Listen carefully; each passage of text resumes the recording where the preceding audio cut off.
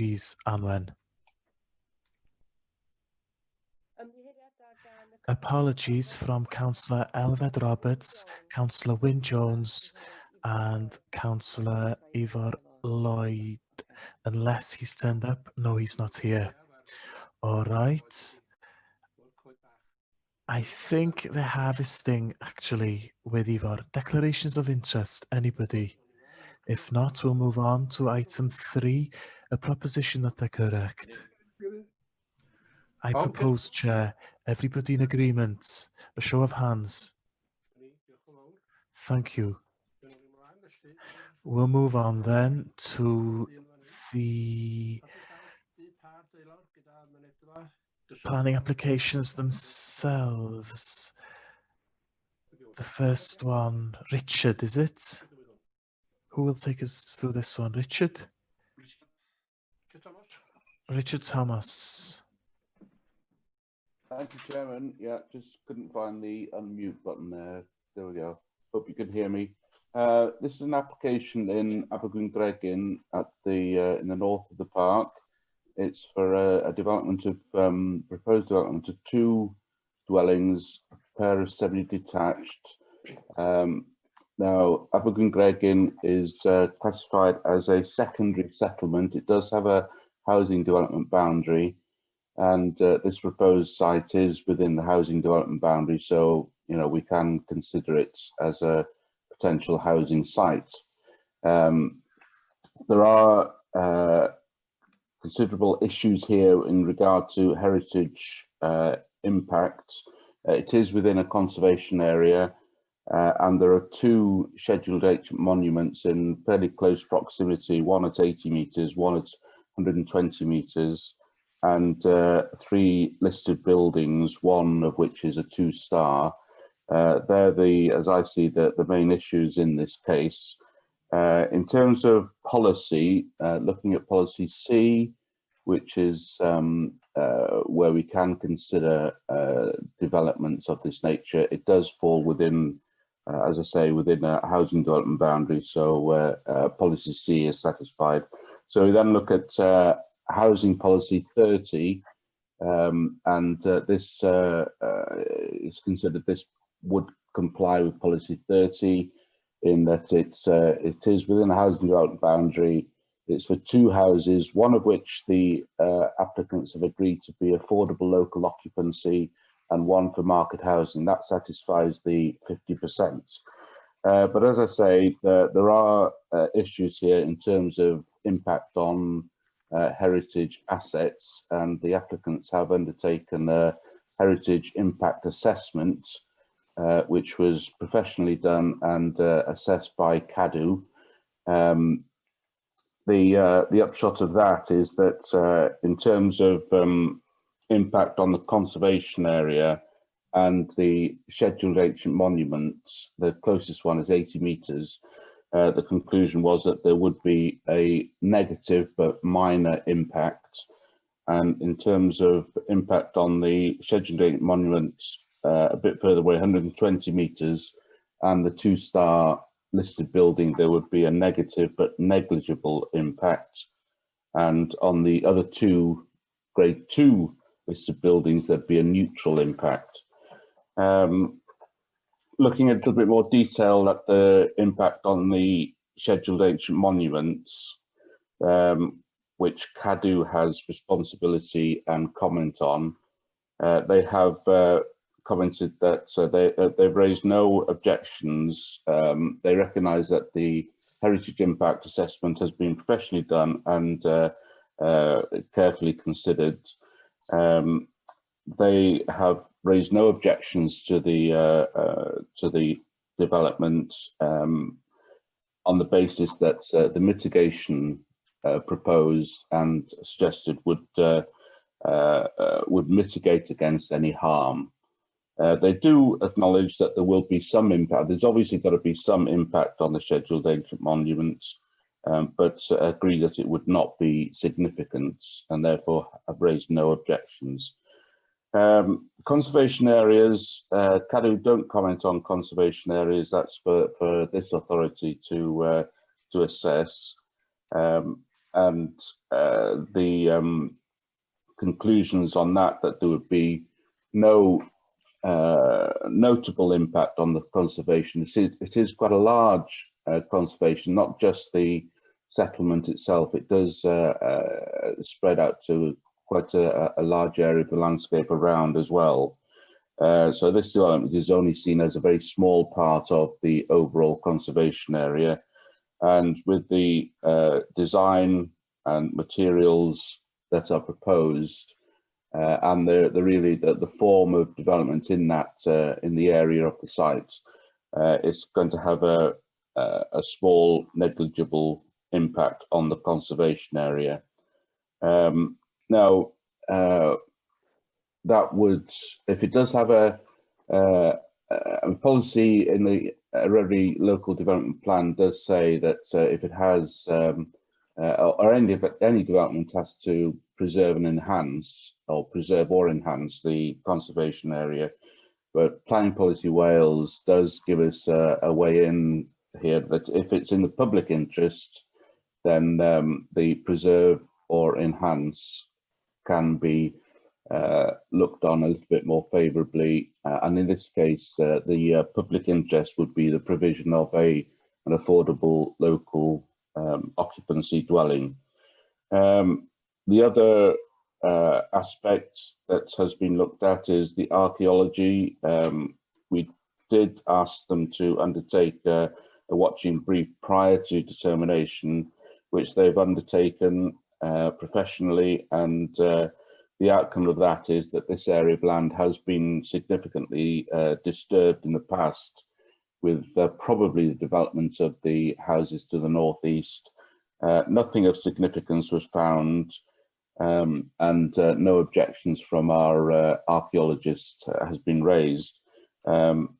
It does suggest that further investigation is required if the application is approved and development progresses, that they are allowed to go in and have a look-see when trenches are being dug. So a condition, if approved, will be attached to that effect. Looking on towards housing needs, there is, we've investigated the housing need registers with Taiteg. There is a requirement or a request within Abergwyngregin itself for one affordable dwelling for either rental or purchase, and 7 further households requesting affordable housing within neighbouring communities. Also been in touch with Conwy Council Housing Department. They haven't got anything on the register for Abergwyngregin itself, but notably they've got 16 households in the neighbouring Llanfyfechan community area requesting either rental or purchase for 3-bedroomed houses. So that's 16 households in Llanfyfechan who would qualify to occupy this dwelling. Design and materials, that's something that we've assessed. It's obviously something that has to fit in with the conservation area and the general character of that area, and it's considered that they do comply. I'm going to share the screen now with the photographs of the sites. Let me just see if I can find my presentation. So no, not that one. Hold on, this one. See if I can share my slideshow.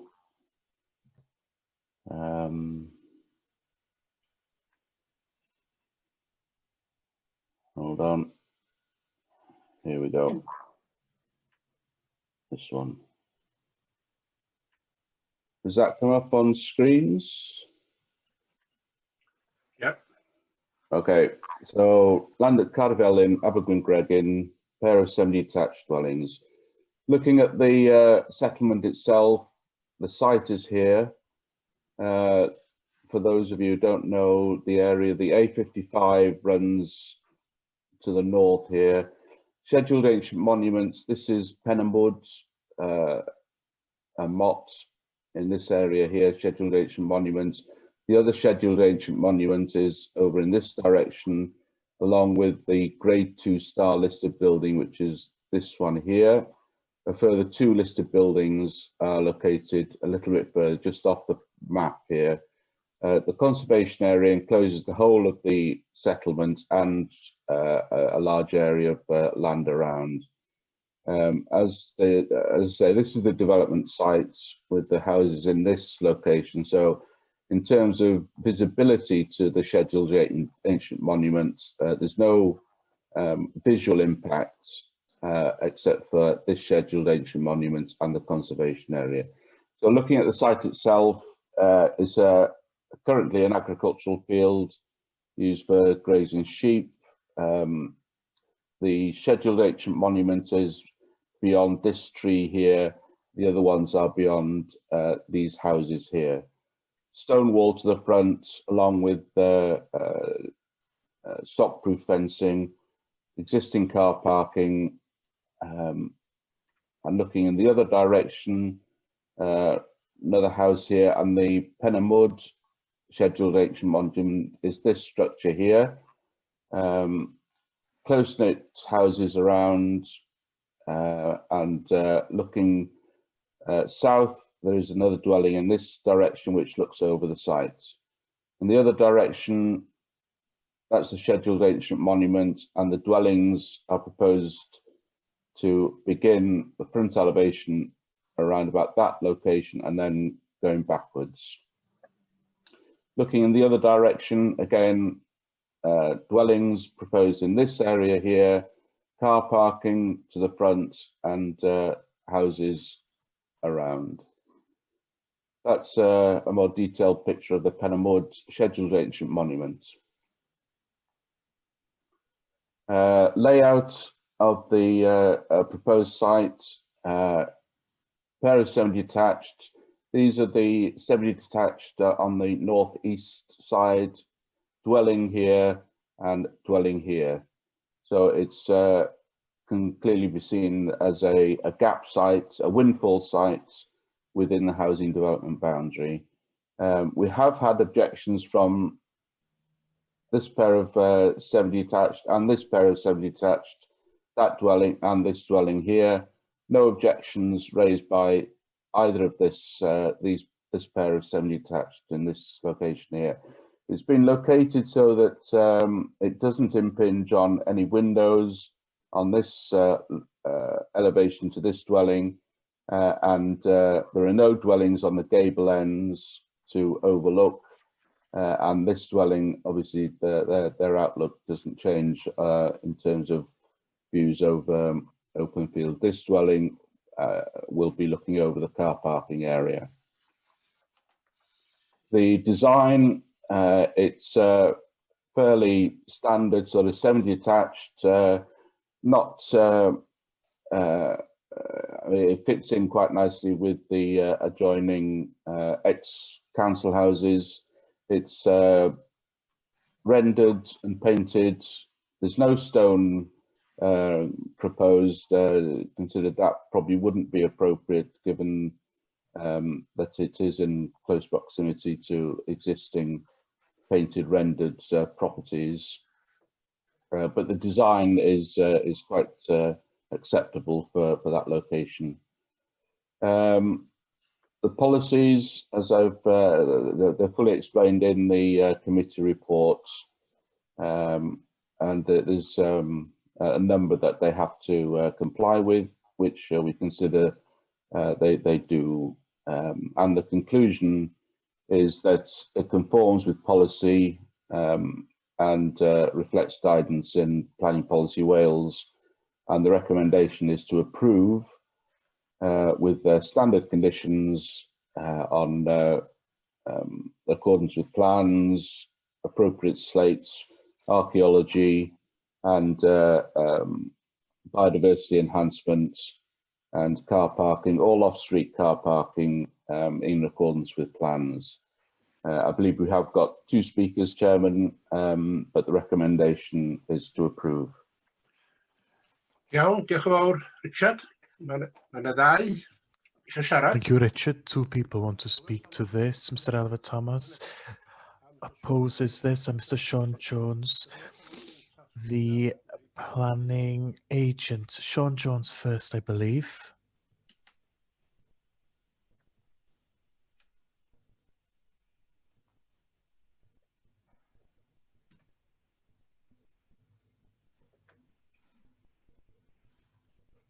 Hywel Thomas di cyrraedd, Elwyn. Hywel Thomas has arrived. All right then, you have the mute on, I believe. Mr. Thomas, could you unmute? You have 3 minutes.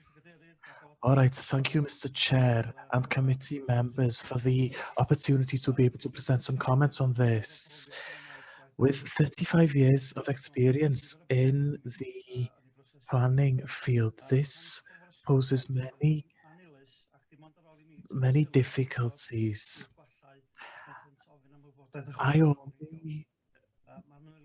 When this was already registered, it was considered invalid, and only after I drew the attention of the authority to certain errors that they considered things. To me, there are still problems with the level of the land access. O Glandoni'r brif garffos ar ochr dwyrainol y safle. I have also drew the authority's attention to the sewerage pipe running across the site from Glandon to the main sewerage site on the east, in front of the proposed houses. This is one of the aspects referred to in paragraph 3.17 of the committee report. In paragraph 3.13, there is justification for allowing this, contrary to the national policy, on the base that there will be benefits for the public. However, in my view, this should not stand because there is no evidence for these houses in the village. So I don't believe there is any justification for contravening national planning policy. The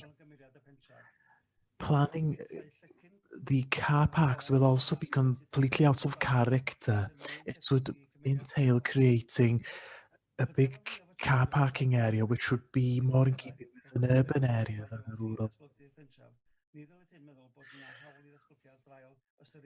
Even though this is within the planning boundary, it should not go ahead because it affects other people. I believe it's completely unacceptable. It means building houses right in front of other houses, about 7 meters from the surface of the nearest houses in Caerfelin. This would be very detrimental to this house. Also, it would overlook back gardens in Glandon because the houses will be built perpendicular. They will look into the back gardens, and this is actually a planning issue. I would ask the members to come and visit the site before coming to a final decision on this. Thank you. Thank you very much, Mr. Thomas.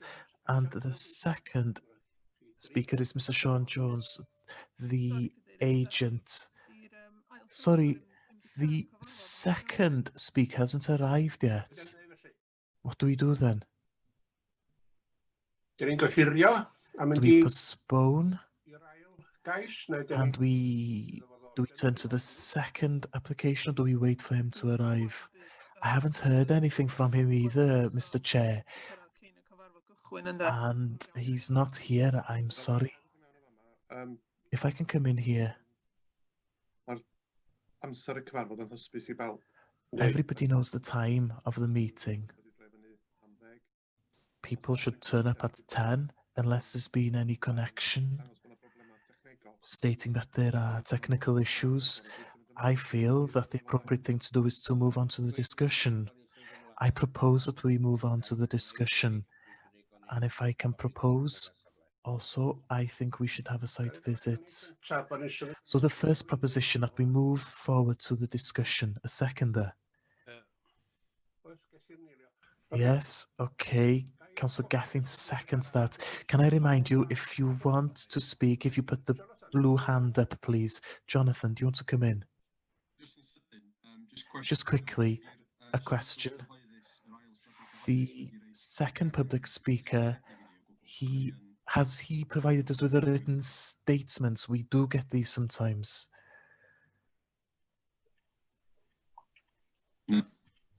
No, I haven't received anything, John. No, I can't see anybody else nodding, so I take it that there's no statement then. All right, there's a second proposition then by John. Now, I haven't had a seconder for this. A site visit, is it appropriate to conduct a site visit during these times? I'll ask Ewan Jones to come in at this point. John has his hand up. I take it he wants to come in on this question. Jonathan Colley. Jonathan. No, it wasn't an old hand, it's a new hand. As you remember, in the first planning committee we held following the lockdown in April, we agreed back then that we would try to restrict the numbers going to site visits. We agreed to have 3 members attending any site visit and they report back to the committee, but that's entirely up to you whether you think things have progressed, whether you want to go back to the old procedure of having a full planning committee visit. But back in April, we did agree to have 3 members. Maybe it's time to agree what you want to do in this respect. Thanks, Edgar. Then Owain. Dwi'm yn gweld beth yw'r problem yma. I don't see what the problem is here. Mae wedi cael gwybod bod y peth ymlaen, diolch wedi troi fyny, dyn ni'n cario ymlaen eblo fo. He knows this is on, he hasn't turned up. We will be wasting a lot of money by doing this. I think we should progress. Okay, Owain. Thank you, Mr. Chair.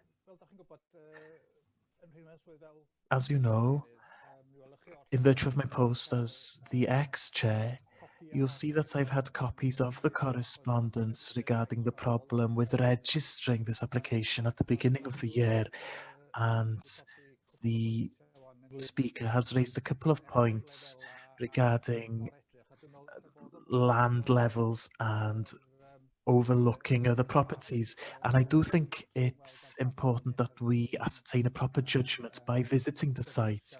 We can't actually come to the conclusion by looking at the pictures alone. Well, I would be willing to second John Pugh's proposition. All right, so this means that we need to find 3 people to go and view the site. That's what John Corley said. It's up to the committee.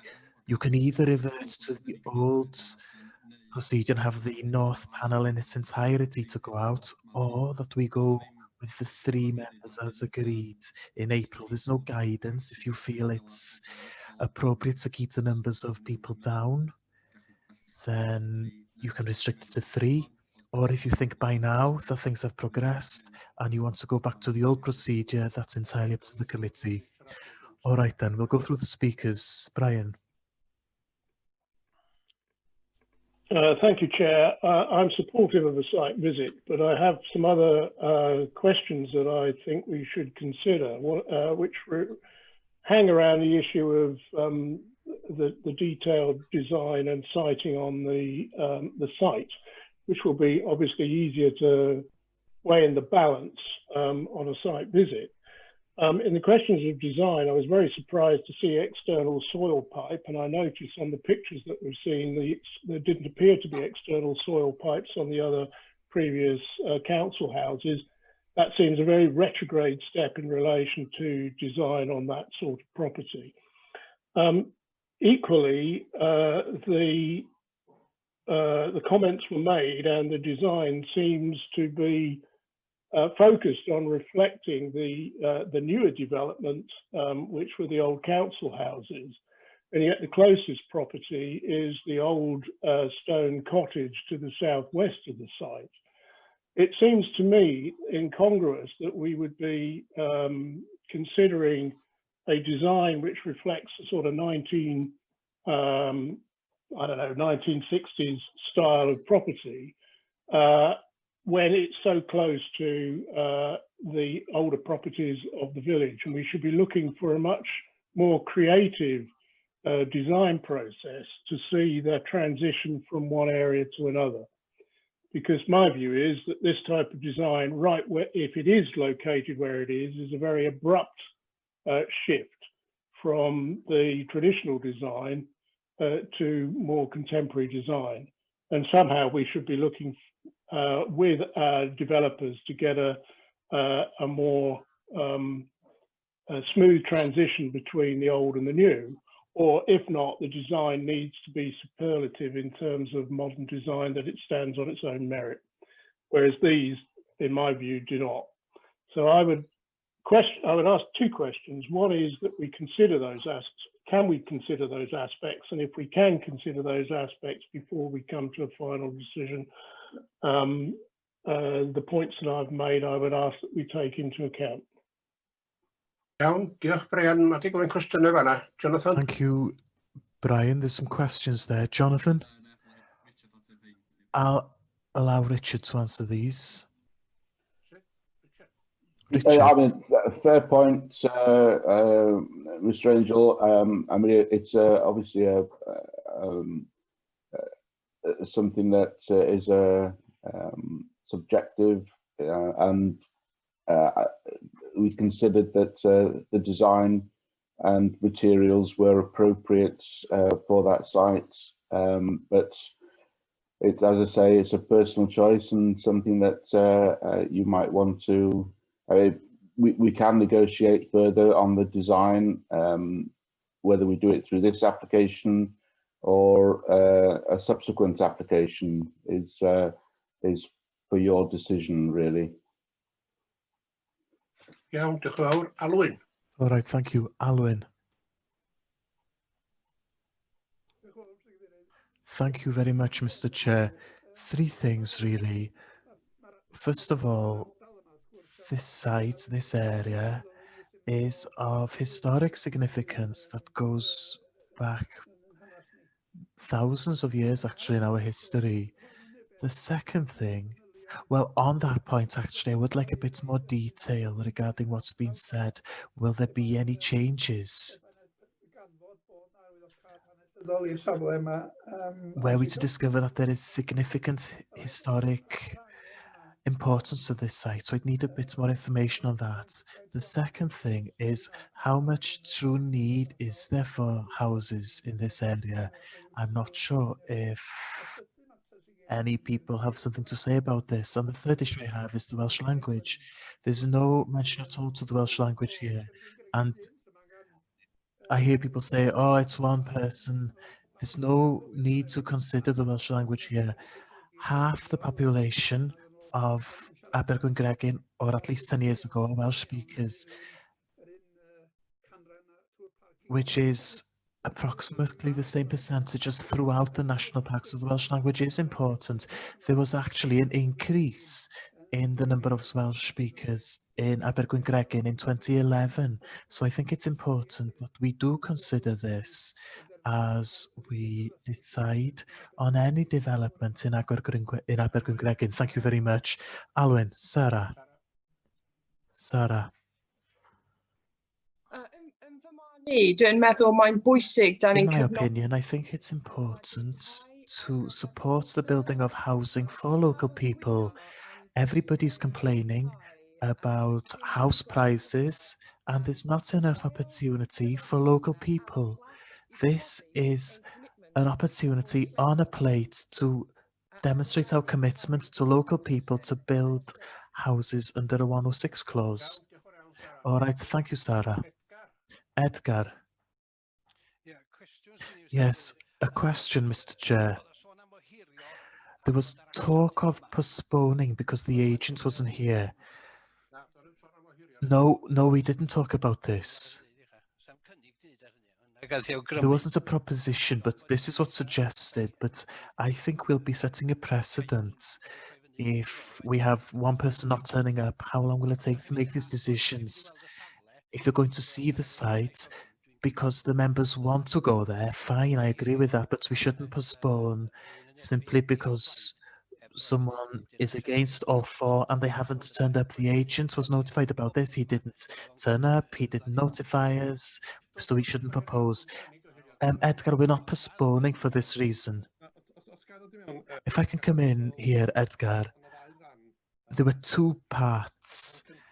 The first part was to postpone to allow the speaker to arrive. We decided against that. Since then, we've moved on to discuss a former proposition about conducting a visit panel. Yes, I have no problem with that. I don't think this is not why we're discussing it. All right, Neil. Thank you, Chair.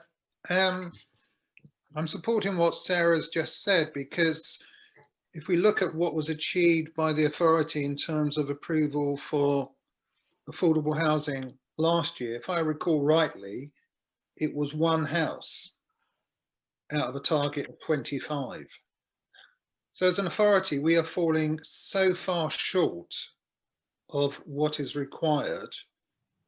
We need to look at why that's taking place. And obviously anything is going to be a trade-off between the perception of some of the people that live there and also other environmental issues.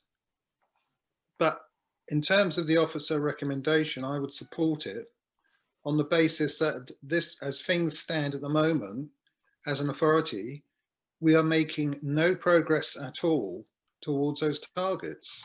Thank you. Iawn, diolch yn fawr, Neil. Gethin? All right, thank you, Neil. Gethin. I'm of the same opinion as Sarah, but I'm very happy there are some 9 tweaks to be made that officers discuss this with the applicant to make some changes. Thank you. All right, nobody else has their hand up who wants to speak. So we'll have the amendment now that we have the site visit.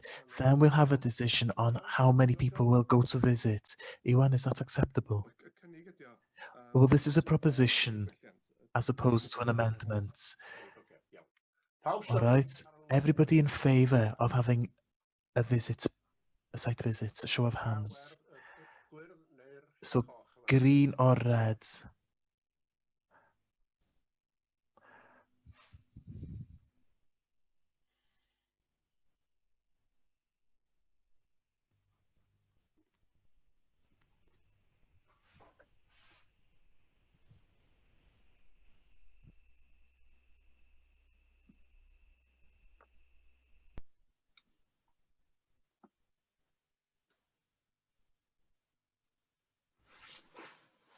Di'n gyfartal, Iwan?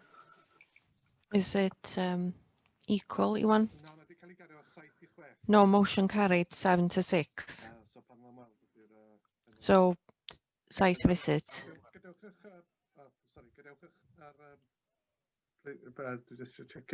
If you can just leave your votes in place for a second, please.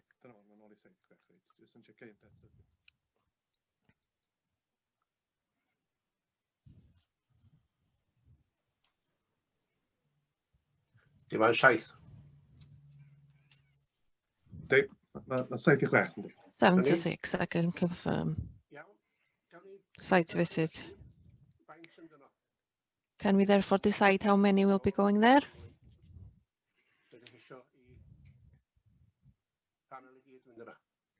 Or do you want all of us to visit the site? John, did you want to suggest anything? Because it was your proposal. Mae'r tawelydd ymlaen, John. You're on mute, John. Dyn nhw'n dy glywed ti. Iawn. Ia, mae'n gweithio'r ffôn. A mae fyny i rhai'r gogledd beth nhw am wneud. It's up to the members of the northern panel to decide, really. There are 3 hands up now. Gethin, did you want to speak? Or did you just still have your hand up? I was just going to suggest that just 3 visits. Senedd yn deud... Iawn. To keep within the principle of what the Senedd has suggested on site visits. Do we have a seconder for that? Anybody second? 3 members to undertake the site visit? Seconded. Edgar, siarad? Edgar, did you want to speak? I was just going to say what was approved last time was that 3 from the north would go because it's actually located in the north. So can we have a vote that everybody's in favor of 3 visiting the site? Anybody against? And so use the red cross if you're against. Motion carried. So site visit, 3 people from the north.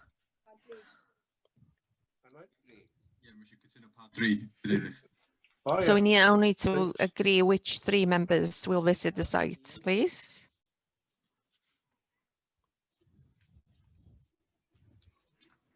Pwys yn aelod, o mae aelodau Conwy, a chi 3 o Conwy yn does? You have 3 from Conwy. Owen Wynn has his hand up, Chair. I'm willing to be one of the 3 if that helps. We need somebody from Conwy then, please. Well, I'll do it if, providing I'm not attending some other meeting. It's rather dependent upon the date it's set at. If we could have a bit of notice. So we have 2 names. 16th. Probably. 16th, I'll just check my diary. Propose Edgar. Hold on. Hang on. 16 o mis yma, ia? Yeah. 16th of this month, is it? Yes. I can't.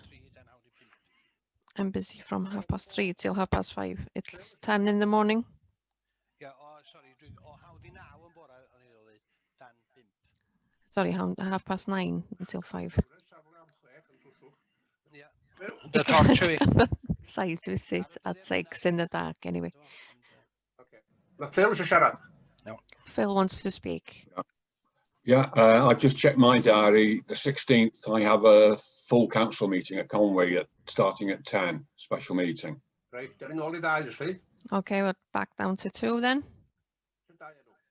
We need 2 nominations, please. Who else is from the north? Neil, Tracy, as follows.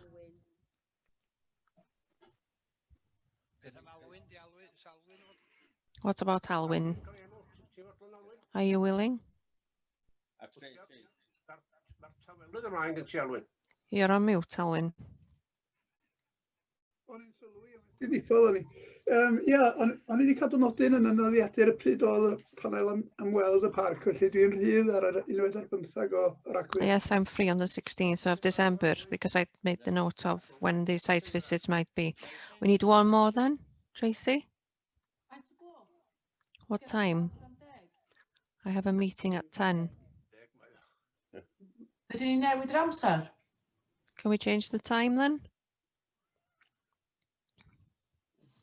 Na i trio newid. Na i trio newid y cyfarfod i'r pnawn.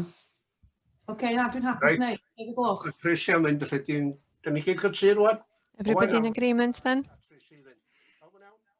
Yeah. Diolch yn fawr. Alwyn, ti eisiau siarad? Alwyn, did you want to say anything? You still have your hand up. No. Sorry, I'll remove it now. On to the second then. Kennels, Pentre Gwynfryn, Llanbedr. Diolch, Mr Cadeirydd. Aled.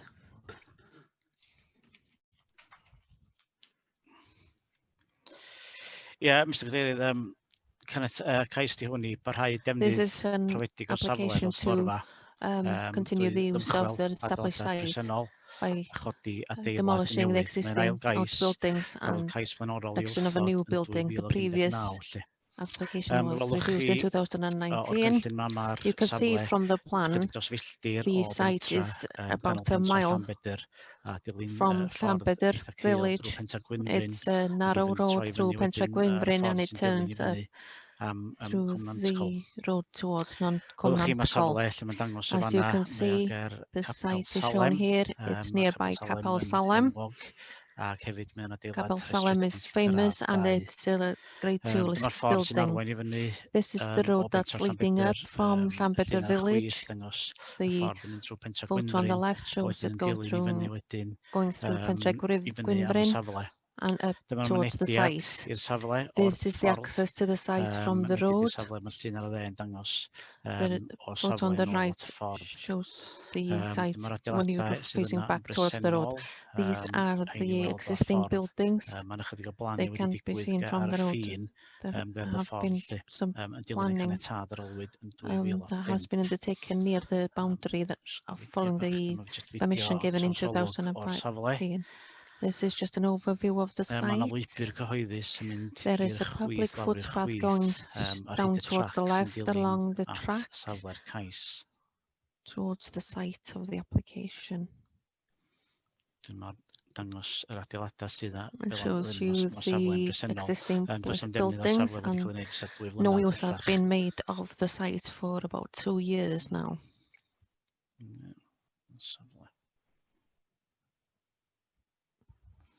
Felly, fel ydych chi wedi gweld o'r So as you can see from that video, there are existing buildings on the site, and the proposal is to demolish some of the buildings and erect a new building. And this is what the new building would look like.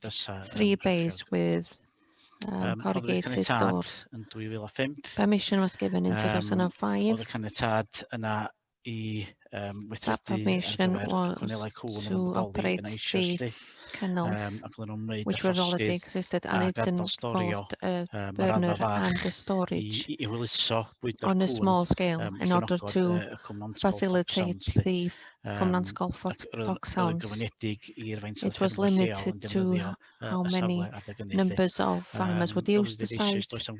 Like I said, there has been no operation on site since 2018, and similar application was refused following that in 2019. Like I said, demolition of existing building, action of new building, planting on the boundary to the rear of the building. As you've seen from the report, there are over 170 objections. The Community Council in Llanbedr are objecting.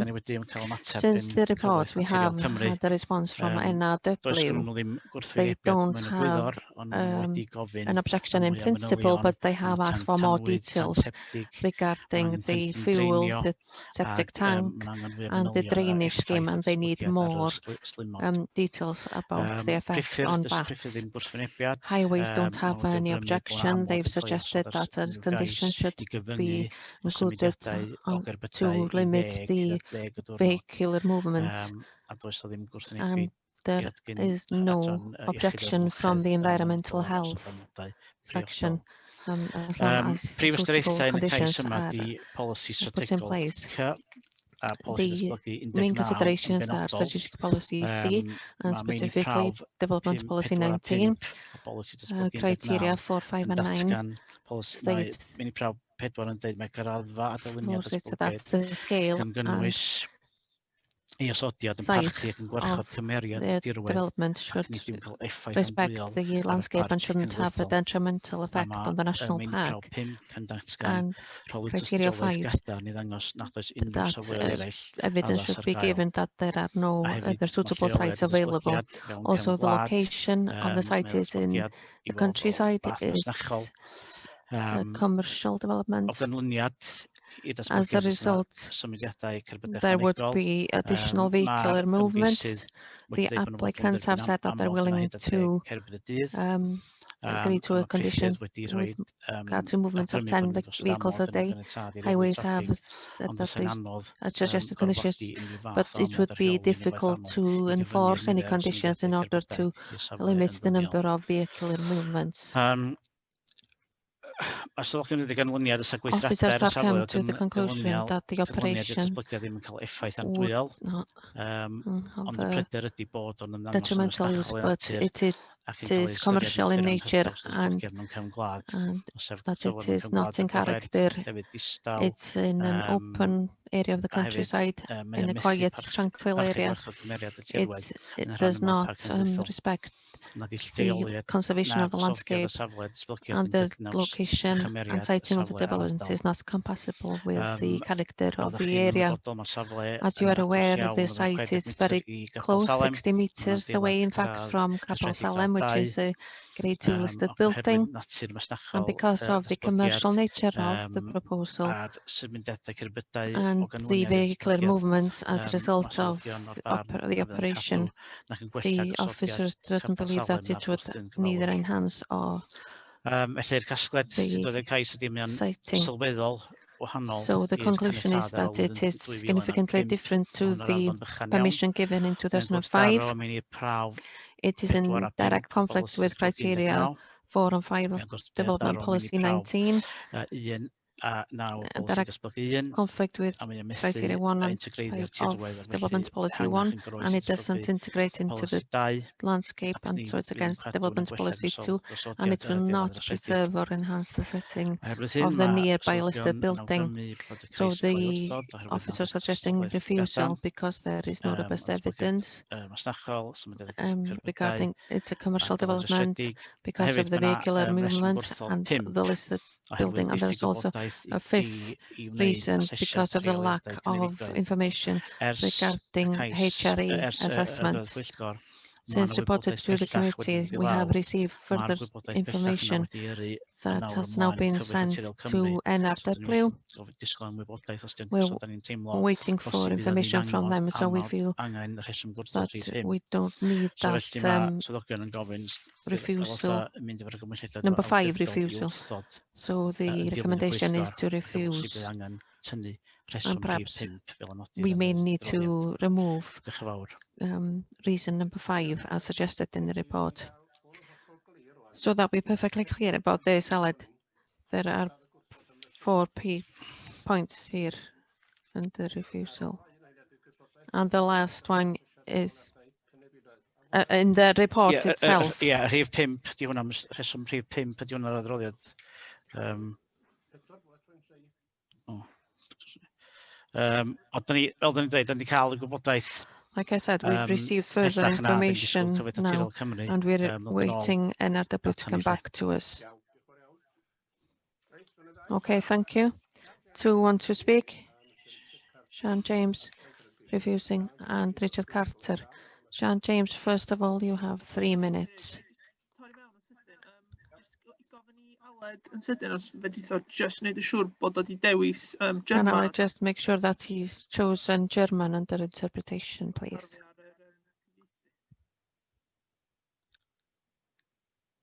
Because his voice is coming through on the translation. I'll let Sian in now.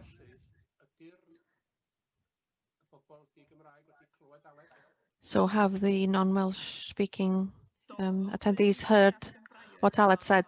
From what I understand from Brian, he was speaking a bit over the translation, but I think they understood what was being said. Sean James, I could understand it. It was just hard work.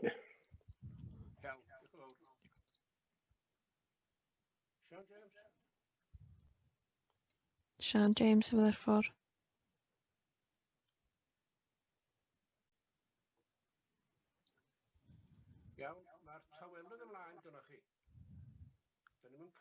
You're on mute at the moment.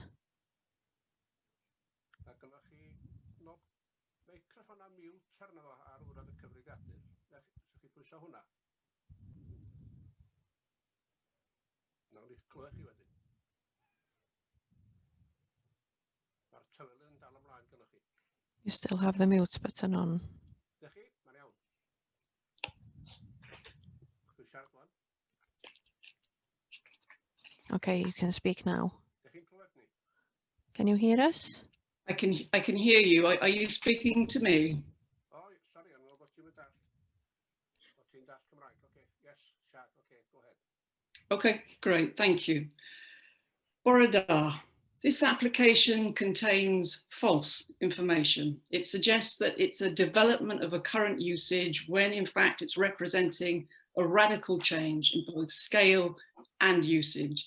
It doesn't acknowledge the fact that there are no extant licenses to store or incinerate carcasses on the site, or that the site has been closed for many years. In terms of opposition, at the time of writing, there were 171 letters of opposition, including submissions from the Snowdonia Society, the Woodland Trust, the Baptist Corporation, and Save Our Rivers. Arguably the most important for us are the voices of our community as expressed via Cyfeithion, and also as expressed by our representatives in the Llanbedr Community Council, which voted strongly against this application. Having stood in opposition to an almost identical proposal in 2019, our community also regards the representation of this application at a time when we're just struggling in our daily lives to manage the demands of COVID-19 as a deeply callous act. It's startling that at a time when our lives are overturned by zoonotic disease, that this application has come forward with no acknowledgement of the risks it presents to both human and animal health. Llanbedr and Pentre Gwynfryn struggle badly with narrow roads, lack of parking, on-street parking, and no pavements. And we've seen life-changing accidents. It's bewildering to us that thousands of extra diesel journeys a year going directly past our local primary school is to be considered negligible. Traffic often idles for up to 30 minutes in the summer. Imagine dozens of daily journeys of stock trucks carrying decomposing carcasses sitting in those queues. We don't accept the conclusions of the preliminary ecological survey. This site is strategically placed in the midst of protected habitats and areas, places we want to preserve for our children. They contribute directly to the health of our community. To place a potentially polluting industry in their midst is not only against our wishes, it is against the principle of sustainability laid down in the Protecting the Health of Future Generations Act. A concern for our members is the impact of this proposal on an important heritage asset, Capel Salem. There isn't time to describe all the ways in which this iconic chapel is important in both Welsh language, culture, and history. Suffice to say that if a mourner might stand in its graveyard and be assailed by the smell of death, there will have been a failure to protect this community. So I urge you to protect us and protect our future here, to accept Mr. Lloyd's wise suggestions and to reject this planning application. And I thank you for your time. Diolch yn fawr iawn. Iawn, diolch I chi, Sian. Yr ail siaradwr. Thank you, Sian. We have a second speaker. He's the applicant's agent, I'm sorry. Welcome, Mr. Carter.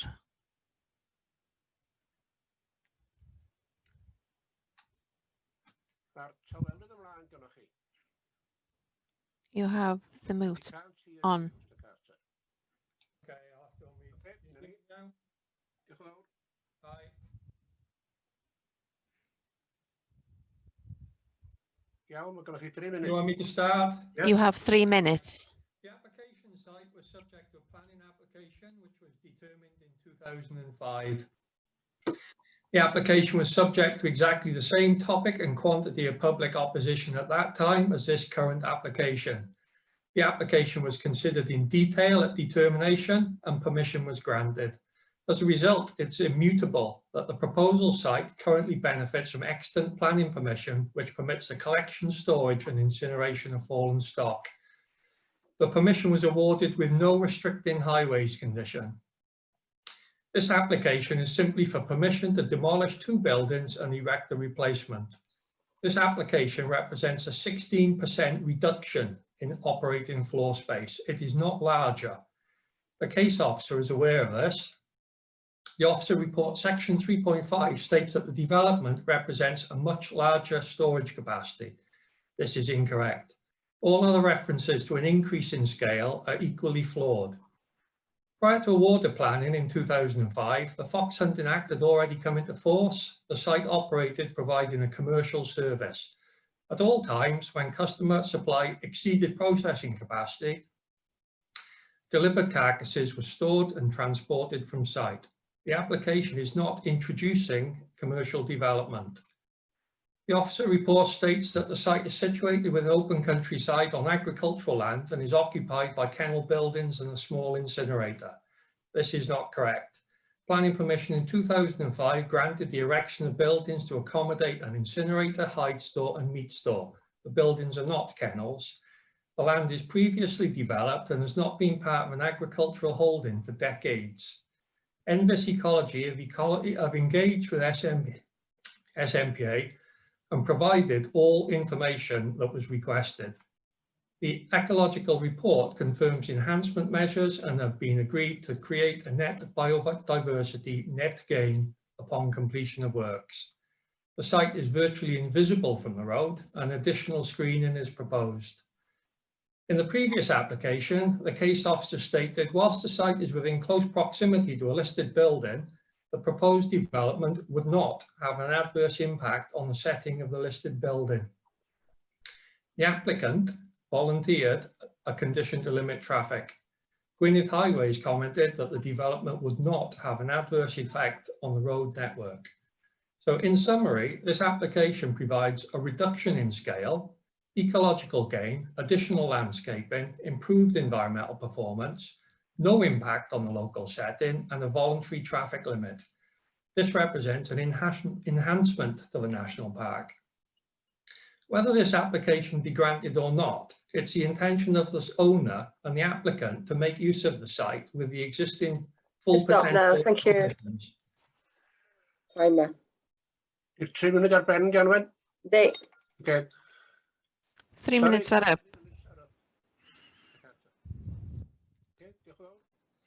Okay, thank you.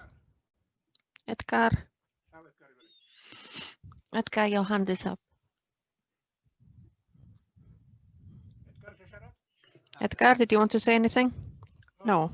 Apologies, I didn't want to speak. Do we have a proposal? Tim. Thank you, Chairman. I would like to support the suggestion made by the officer to refuse this application. I do totally agree with what's being said and the reasons. I would be very interested to hear what comes from NRW. I know the site quite well. And Capel Salim is very iconic to the Welsh culture, and the location is unsuitable for what's being proposed. And for the reasons given by the officer, I am very supportive of refusing this application. Do we have a seconder for that proposal that we refuse?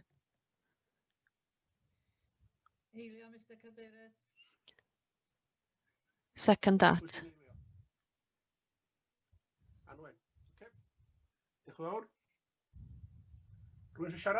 Does anybody else want to speak? Can I speak, Mr. Chairman? Thank you. I also support Tim as the local member for Llanbedr.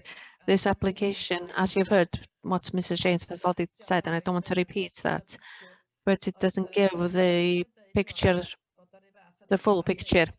Mr. Carter said it was the same as 2005. Back then, the proposer did have a strong support for the development, but unfortunately, that support is no longer there. I don't know if you're aware of Llanbedr, you know of the road and the backlog of traffic. To bring a service like this here, they say that they're going to carry carcasses from afar as Aberystwyth. If you were to imagine going through Barmouth, Dyffryn Ardudwy. Those two places have significant traffic problems even at this time of the year. In the summer, coming to Llanbedr, staying there before turning up in Llanbedr village through quite a narrow road past the primary school. And from the photographs that Aled showed of Pentref Gwynfryn, if you saw it from the other side, you could see that there's quite a dangerous turning and you have to slow right down when you go around the turning, just in case something comes towards you, and more cars are parking along the road by Pentref Gwynfryn because they have nowhere else to park. And with Capel Salem, I've personally been in Capel Salem, which is a place that's very close to my heart. In funerals, I've attended funerals there. And when you come out, when we came out when it was being used, the smell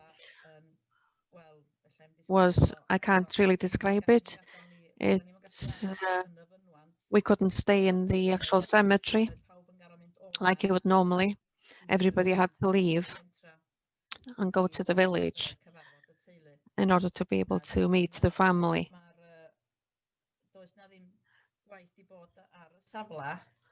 No work has been undertaken on site since 2018, and so it's not a continued use of the sites like they're stating. So I would strongly suggest that my co-members support what Aled has said and refuse the application. Thank you very much, Anwen. Owain.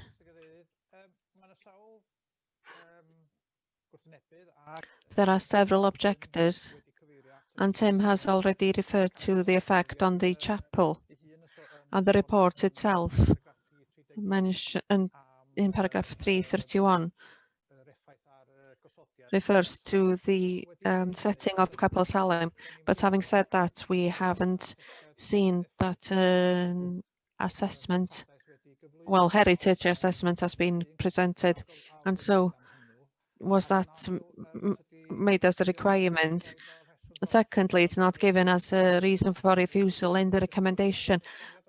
So could I have just a bit of an explanation on the background, Aled? We didn't ask for an assessment on Capel Salem, but we did consider that proximity of it to the site and the effect that Anwen has mentioned, such as the use of the site for storing animals. Reason 4 refers to strategic policy F, which relates to listed building. Okay, fair enough. Thank you. Apologies for that. I can't see anybody else's hand up. If not, we'll go to the vote then. And the proposal is that we refuse. Everybody in favour of refusal? Can you press the green button? Before you go to the vote, can we just clear a point that Aled made in his presentation? Like Aled said, the 5th reason for refusal has been resolved now. The park ecologist is now happy.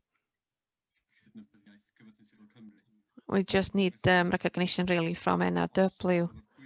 So if it's okay with the committee.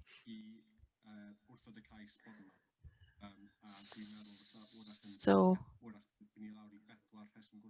we may be down to 4 reasons for refusal rather than 5. If you could let the officers decide on that. So is the proposer happy with that? Tim, Anwen. So can we have a show of hands with regard to refusal, please? If you're in favour of refusal, press the green button. If you're against refusal, the red button. Everybody's pressed the green button as far as I can see. Motion carried. Application refused. We'll move on to the next one.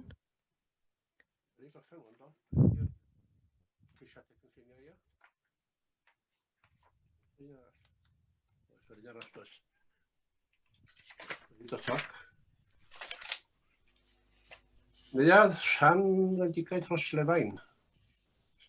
Rheoli un Text Llan Fendigaid Hall. Rhoslefain. Who will take us through this? I will, Mr. Chair. This proposition was originally discussed in the meeting in July when it was decided to give the permission provisionally based on the conditions that the caravans would be moved from the site. I will just bring some photos up so that you can remember what we discussed. Reit. Os ydych chi'n cofio, mae'r safle carafan. If you remember, the caravan site is this side of the road. O bit trafodaeth And what we discussed in July was that the proposition was acceptable based on the condition that the caravans would be removed from the site. Even though the applicant was happy to sign a legal document to this effect, unfortunately, one of the mortgage providers refused to sign. So he's now asking for the permission without that clause, but with specific conditions. The officers are happy that the two previous offered conditions are enough to stop any further caravans coming. The two relevant conditions is that the site is removed, the caravan site is removed before developing, and that any development rights are removed so that no caravan site can be developed in the future. So that you can see, this was the site permitted in July with Shepherd's Hut down in number 1, and then 2 and 3, 2 other Shepherd Huts in the trees. Thank you, Chair.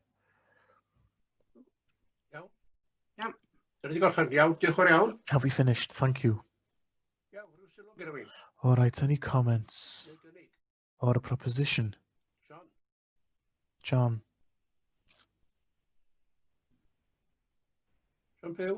John Pugh? You're on mute. I agree with this application because the hospitality sector is on its knees nowadays, and I think any support we can give them, then brilliant. I was reading something in the Daily Post this morning. People are offering a huge price for houses for the sole purpose of turning them into holiday lets. So we need to look into supporting any development, any touristic development, I believe. I propose the recommendation. John proposes. Is there a seconder? Sarah seconds that. Alwyn to speak to this. Thank you, Chair, if this works. A few questions, to be honest. I can't understand if the mortgage holder refuses to sign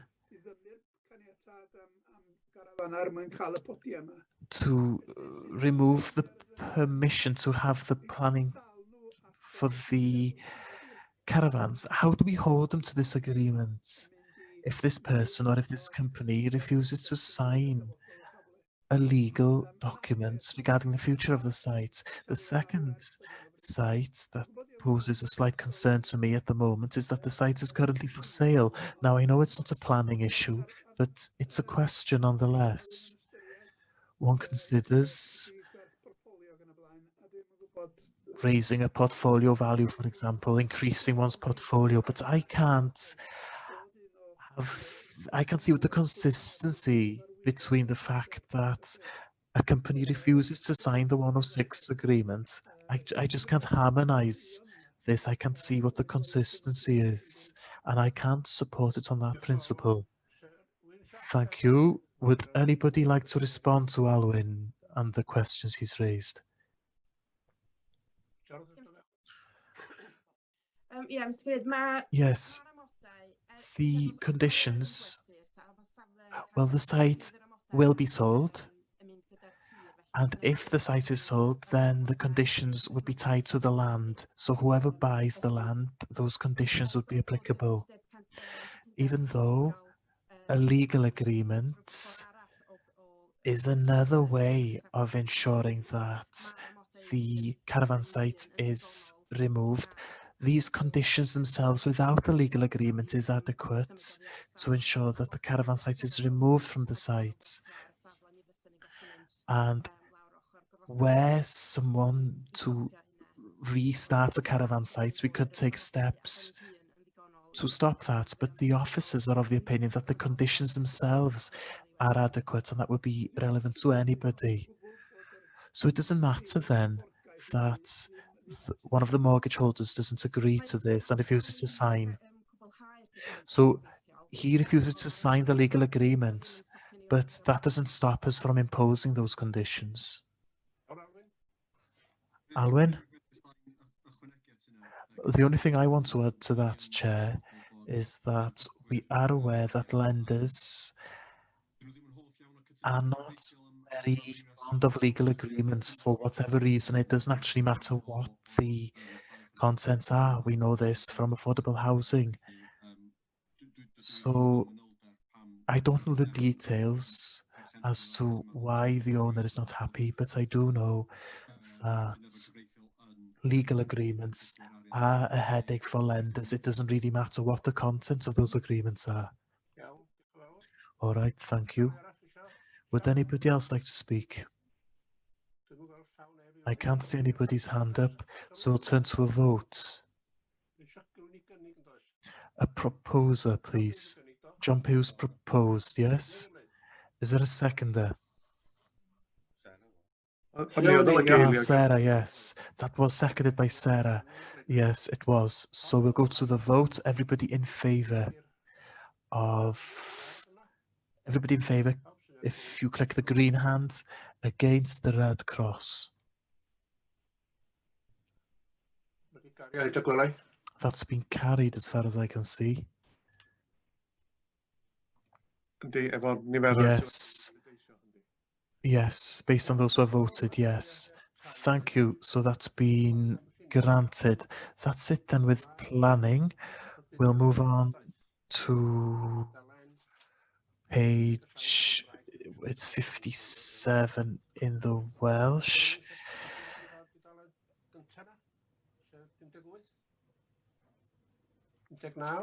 Any issues to be brought up here? I believe 59 in the English. 58, 59 in the English. My question is, how can we police what happens here, and what will be the cost to the national park and the resources to try to police this type of thing? Is that a question for Alice, maybe? Or to Jane? Jane, maybe. Thank you, Mr. Chairman. I didn't quite catch the first part of the query, sorry. I don't know whether you were able just to repeat what the... Hi, Jane. Hi. On Gavin, sits... Yes, Jane. How will the park police something like this? And what is the cost to the national park and to the department in resources, in money, to try and ensure that we actually police these types of things? Because a lot of this happens, but there are no sanctions what happens to these companies or so forth. They've got nothing to lose basically, but this actually detracts from the resources of the national park. Jane? Thank you, Chairman. I mean, obviously, the resource implications in terms of monitoring caravan sites, static caravan sites, touring caravan sites, the resource side of things is obviously is a big concern because it's a big area where we've got conditions of seasonal occupancy and so forth. Very much so, we're very reactive to basically anybody complaining, raising sort of awareness that these conditions are breached. But resource implications, yes, it is very difficult. Certainly over previous years, the compliance section, we've had 3 officers, full-time officers, being able to do the compliance across the whole of the park. And obviously currently we're down to 1. There is big issues, and it's something that, as I say, we're very much reactive rather than proactive. Originally, when we did have 3 officers, we did do an element of monitoring with some of the conditions, but as I say, it's the resources are the problem. But we obviously, when we get any kind of concerns that have come up in respect to sort of occupancy issues or any breaches of conditions of that nature, we'll investigate them accordingly. Thank you, Jane. Yeah, Jane. Gethin dod nôl. Thank you, Jane. Gethin, do you want to come back on that point? Yes, with that response then, can I propose that we raise this issue to be discussed in the relevant committee?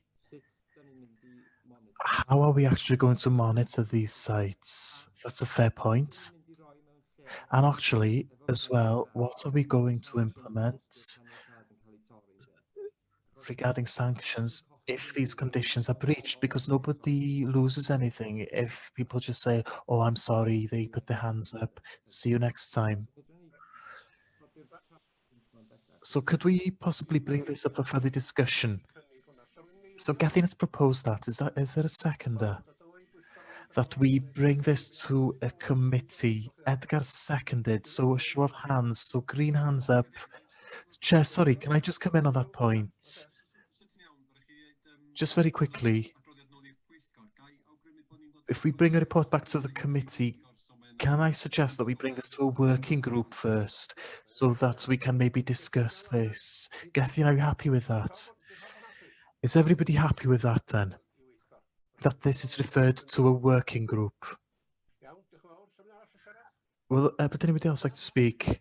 Yes, Mr. Chairman, can I just come in on that last point, if it's okay? Just in terms of the sanctions, obviously, if there is a conditions have been breached, and it's obviously we're aware that they have been in breach and we've got the relevant evidence on that, then obviously we can serve a breach of condition notice, which we have done in this instance. Obviously, if they don't comply with the requirements of that notice, then it then can proceed to prosecution proceedings. So in terms of sanctions, obviously there is a process in terms of actually sort of initiating the action, and obviously ensuring that they need to comply with that relevant notice. If they don't, then obviously then it would proceed to prosecution and go through that the system there. Thank you. Yeah, diolch yn fawr. Thank you. We'll move on then to the next item. The next page, sorry.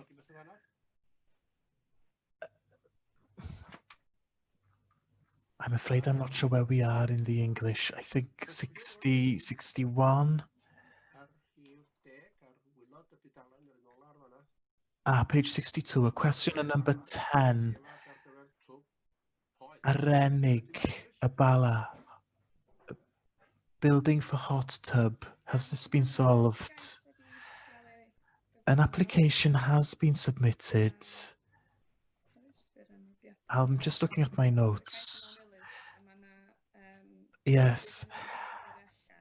An application was received, but it's invalid. An invalid notice has been sent out. We received further information after that first letter was sent out, but we are waiting further information. A second invalidation notice was sent out this week. Thanks. Page 63. Anybody? 64. 65. Alice again. 19. Hendre Rhys Gethin. Any further developments on this? We've seen this many times in Betws y Coed. Yes, Mr. Chair, sorry, I'll be dealing with this one. An enforcement notice has been on this for quite a while, and the owner has not complied with that enforcement notice. We are in further correspondence with him, and we are actually discussing this with the authority solicitor. Thank you. And on the bottom of the page, number 21, Dolwydd Elan. There's something similar with this. A second letter has been sent to the owner awaiting response. Any development on that?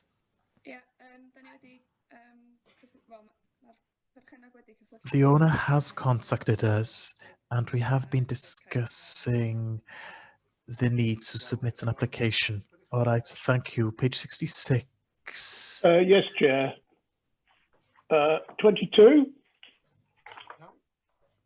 All right.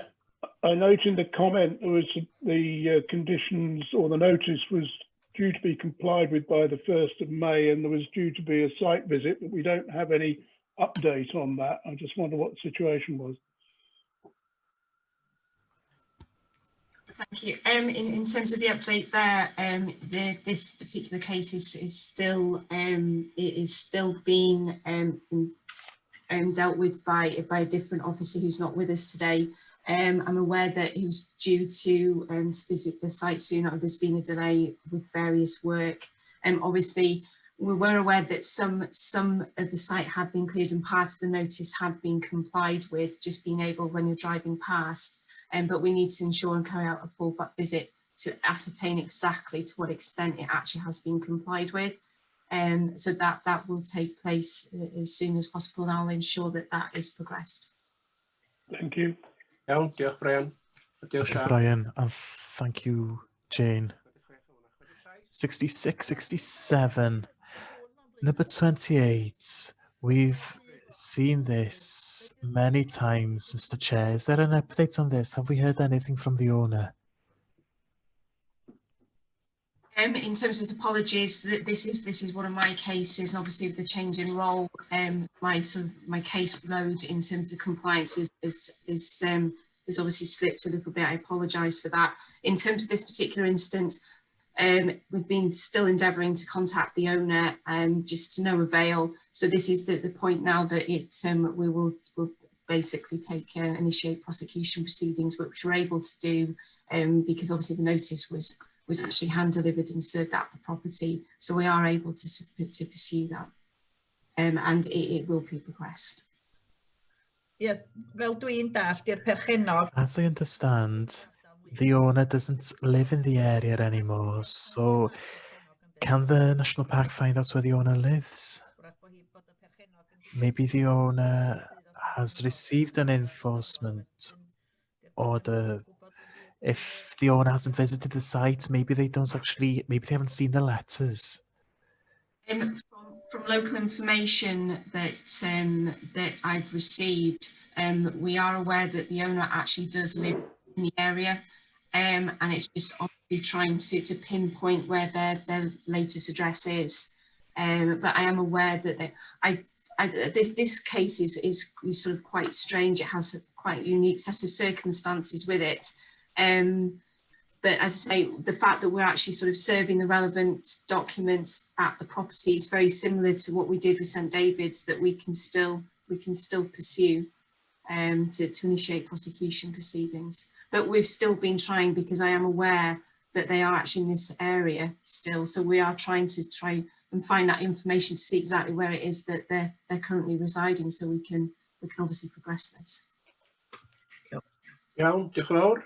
Sorry, Mr. Cadeirydd. Thank you very much. Sorry, Chair, can I go back to page 24, please? Oh, item 24. I realise how big this Zipwood Forest development is. Is this pertaining to the whole development or a small part of it? Because I only passed it recently and I saw the size of it.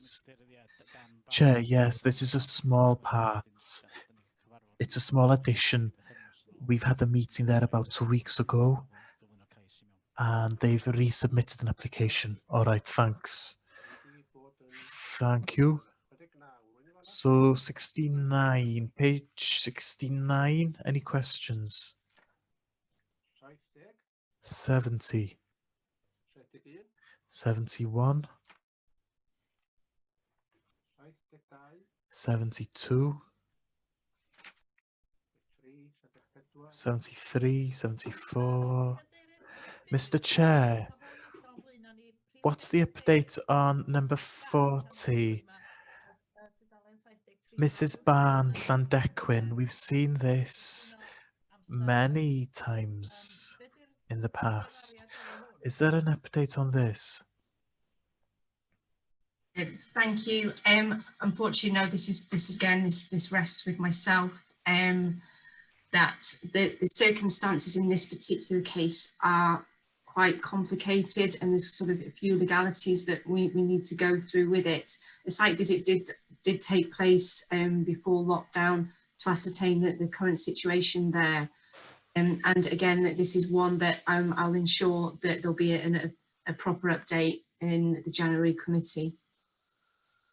Thank you, Gethin. Do you want to come in? A question? Yes, thank you, Chair. 42. Nanai Hall, Llanfachreth, poor condition of buildings. Is there an update on this? Is it possible for us to have a date where we make comments like this? Can we have a date, maybe, a date of compliance? So that we don't have to chase people up consistently. Is it possible just to put a date? They have to comply by a certain date. Unless they've done that, then we set out what the steps are and that we proceed in that manner. The issue with that is obviously in terms of that when you're investigating a compliance case, obviously each case has its different set of circumstances. So it's more, a lot of the time, that a lot of it is more negotiation, obviously, that we try and impose and provide sort of deadlines and dates for when sort of letters have been sent. If it's a case that they're going to remedy the breach, that we'll stipulate that within the reports. But obviously in terms of when it's quite clear there's a breach that we're going to proceed to take action, then obviously we can define the subset dates as such. But by all means, that we can look at putting sort of more specific dates in terms of how we're actually, sort of, if we sent a letter or if we've not received back. I mean, we do that in any event. It's just we probably don't actually specify it specifically here, but we can certainly do that if that's what members would like. Yeah, thanks, Jane. Iawn, diolch yn fawr. All right, thank you. So sorry, what's the update then on this? Is there an update on this? Are they going to do the work or not? In respect to Nanai, I say that I've actually been in contact with the owner due to COVID restrictions and their health. They've been unable to actually visit the area, to obviously to progress to have a meeting in respect to that. That certainly that we're obviously sort of as an authority, we're very aware that that it's actually sort of a grade 2 star listed building, and that we need to, it's obviously deteriorating.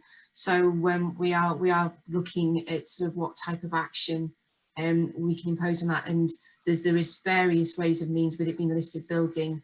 There's like listed building repair notices and so forth, and so we just need to ascertain what the best course of action is for that, which we're in the process of doing. I propose that this is done urgently then. I know you're under pressure, I know that you have enough on your plate, but this is a historic building, and with the rain that we have all winter, I'm seriously concerned that irreparable damage would have been done to the interior of the building before we turn around. As one thing that the owner did advise is he did say that that he was getting somebody to put some kind of temporary tarpaulin sort of along the top sort of the roof where the actual lead has been taken away. I mean, obviously we need to check whether that's been done, but I obviously we need to check on that, but I'm not aware that that has actually taken place, but that's what they did suggest as a temporary measure. Iawn, diolch Jane. Ti'n iawn, Gethin? Thank you, Jane. Gethin happy with that. Can we check up on that, please? Because I've seen photos taken last week and it doesn't see that the tarpaulins are up on the roof. All right, thanks. John Pugh.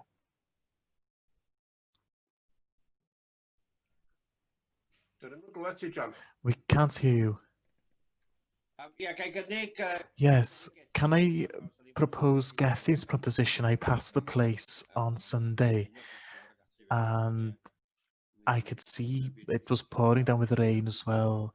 It would be a huge shame to demolish such a historic building. So I think we should look into this urgently, and I second Gethin's proposition. All right. So we can move on. Mr. Chair, can I come in quickly here? Owain. Yeah, just sylw cyffredinol. A general comment, if I may, Mr. Chair.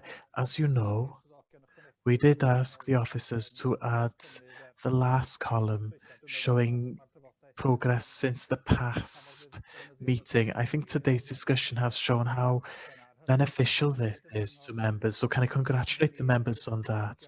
But it also shows the need for individual officers to continually update this to keep us in the loop. But on that note, I'm very grateful to see this last column included. All right, thank you, Owain. Would anybody else like to say anything? If not, we'll proceed to the next part, which is the Section 106 agreements on page 78 for information. Any questions before we move on? No? All right. So we'll move on to page 81, outstanding applications. Yeah, I was looking at Chair, Mr. Chair, Utica Traws-y-Fynydd. We've seen this since many meetings now. Any update? Yes, Mr. Chair. I've just heard actually from the Highways Department of the Welsh Government. They've been sitting on this for months. I've just heard back from them and I'm waiting for a further response. All right. So what page are you on now? It's 82 in the PDF in the English. Page 80 at the bottom of the page, 82 in the PDF. Is that answer satisfactory? Yes. Can I ask a question then? On the bottom, Dyffryn ar Dydwy, Dyffryn Seaside Estate, extension to touring caravan site to accommodate additional 15 units. Do we have a policy that allows this? Mr. Chair, this policy does allow additions if the site is well screened. I am in correspondence with the agent regarding the numbers because the numbers are quite high. All right, so can we have another report on that then? Yes, I hope that the application would have been decided on. Thank you. We'll move on then to the list of background papers. Page 82, delegated decisions. Any questions? So 83, 84, 85. Can I come in? I'd just like to know what the nature is of number 30, erection of traffic control barrier for visitor car park. Does this mean traffic lights? What exactly is this? Coed y Brenin Visitor Centre, yes. This has been allowed. Yeah, but is there an answer? Yes, certainly.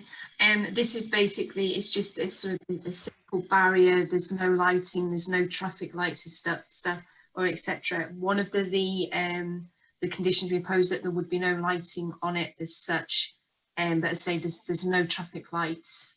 Okay, thank you, Jane. So. Iawn, diolch yn fawr. Awn ymlaen I dalen 86. All right, thank you. That takes us to page 86, 87, and 88. Unless there are any questions, we'll turn to item 7. The decision by Court of Appeal. Yes, I'll be taking us through this item. It's an item for information only. It's a decision by the Court of Appeal.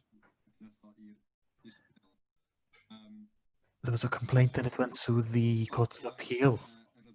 When I prepared this report, we thought that this case had actually been closed because in the Court of Appeal, the developer said he would not appeal further, but written, he has actually made an application to appeal further. So this will now go to the High Court if it's granted or if it's permitted. So the case is by no means closed. I don't want to say too much about this today. It's still a living case. There are some complications regarding the right to appeal higher up because they were supposed to say this orally in the Court of Appeal. They didn't do this, but they have made a written application that they want to appeal. So there are some complications to take this to the Supreme Court, but we'll see how things progress.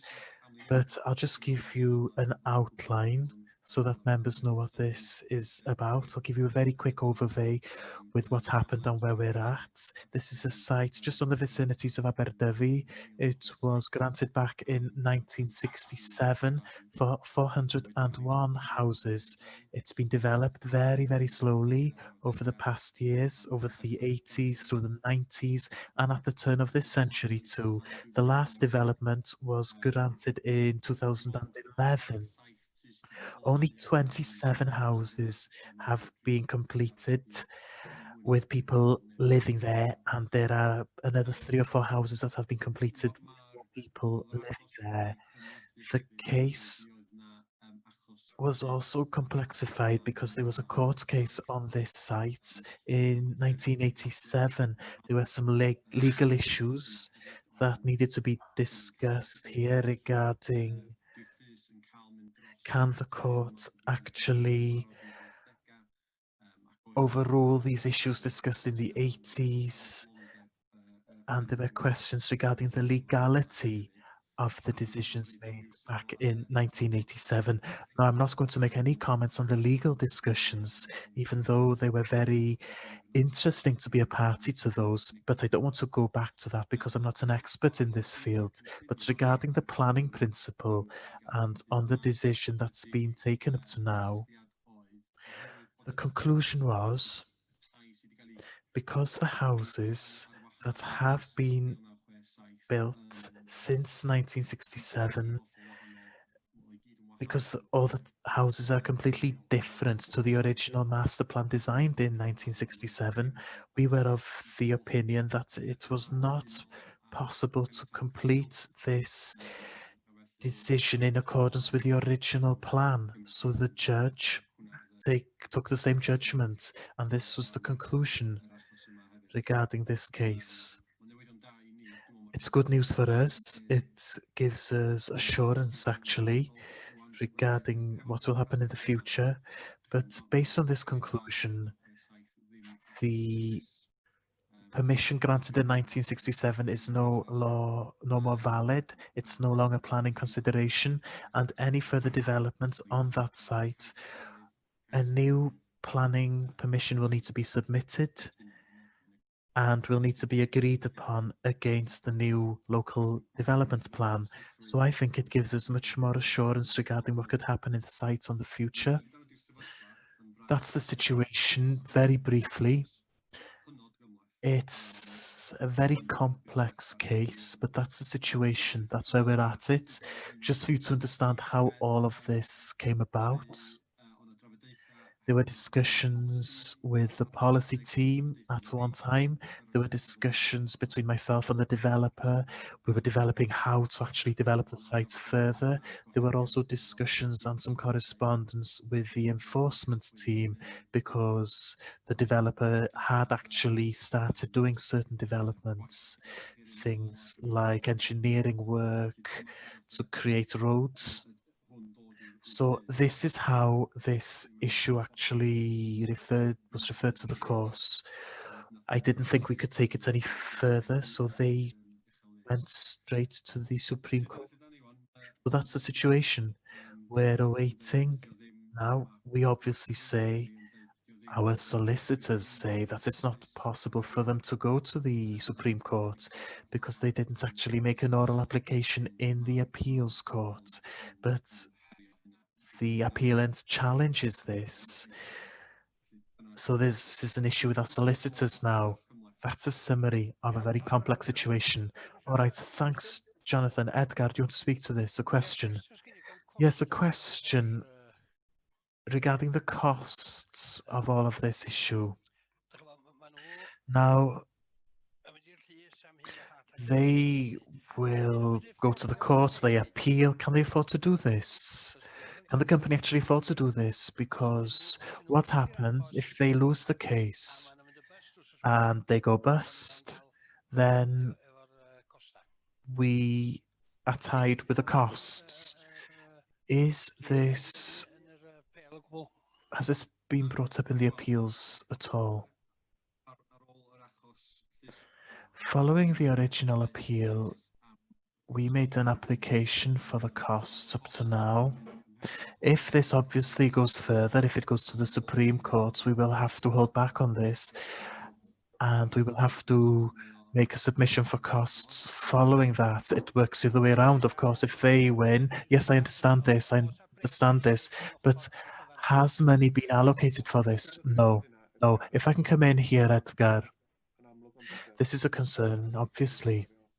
We have spent a significant amount of money on costs to safeguard this site and to safeguard this case. They've decided to appeal. Of course, there is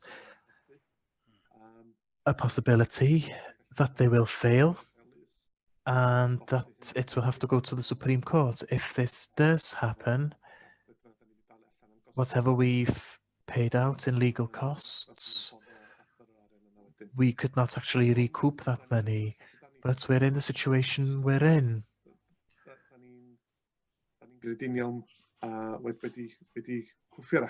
We fought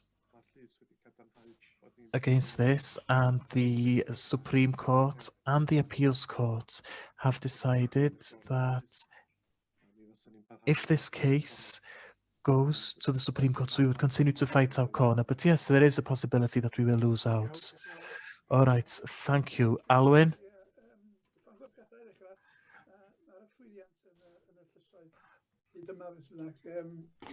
Regarding, well, I'd like to ask you, without declaring too much here and without divulging too much, what is the significance of that the permission granted in 1967 is no longer valid? What's the basis of this now? How will this affect our current housing stock? The significance of this is, I believe I did include a plan. If you turn to the last page of your papers,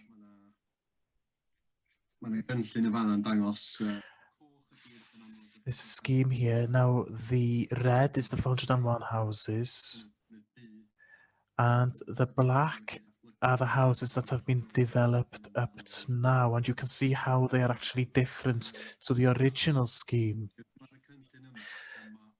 So there is a scheme here. However, the boundary of the development runs along where the developments in black have happened. So there is some space for them to build more houses. I haven't measured that exact space, but I think it would be a fairly low amount because the development boundary has changed now. I couldn't give you a figure, but I'm maybe about another 10 houses, maybe less than this. But you're in that area, about 10 additional houses can be built within the development boundary. Okay, but that wasn't my question. 400 houses were granted permission in 1967.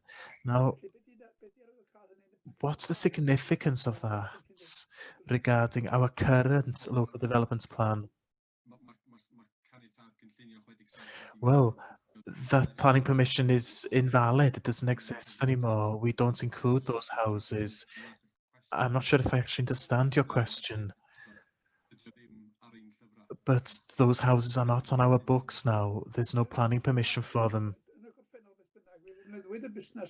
In the past, this business has been brought up that 400 houses have been granted planning permission in Aberdyfi. Sorry, I understand the question. Yes, we didn't include the 401 houses in their entirety in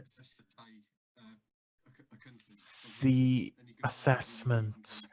Those houses were not included because we knew that the development was so slow, and we actually challenged the fact that many of these houses would be completely impossible to build because of the landscape and so forth. So we included a percentage of those houses, a fairly low percentage. So most definitely, we don't need to find another 400 houses somewhere else in the park. The number of houses we used as basis to that assessment, I'm not sure what the exact figure was, but it was quite a low amount of those 400. I've got a number in my head, about 30 of those houses were used as part of that supply assessment. So, but we've actually lost this planning permission. It's no longer valid, so the implications will not be huge. We may have to find a few additional houses, but we're talking about very low numbers here. I've got an idea that we used about 30 houses in the future. Thank you for that, Owain. Thank you, Owain. Thank you, Chairman. Alwyn has gone down the same route as I was going to too. Just to come back to Edgar's point regarding the ability of the appellant to pay. I've undertaken a bit of research. Hillside Parks is a part of a group of companies. I have the impression that they don't have a lot of assets behind the group, so I wouldn't be surprised really if they did go into the hands of the administrators, or if they just deleted the company at the end of this journey. Brian? Thank you, Chair. Thank you, Chair. Sorry about that. All I was going to say is I think that Jonathan and the staff who've been involved in this over the years should be supported if it is a development that is really contrary to the direction that we're going in now and is deemed to be unable to be completed. And bearing in mind the the court judgments to date, it seems only right that we pursue it. Yes, there is the issue of costs. We do make some provision in our budget for that. We had an interesting discussion the other day with regard to reserves, and I would say it's up to us to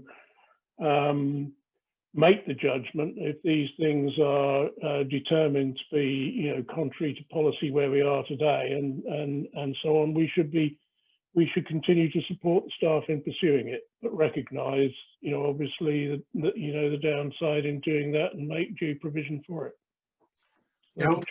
Yeah, Brian. Okay, thank you, Brian. We don't have any other hands up, so I take it that we've finished now.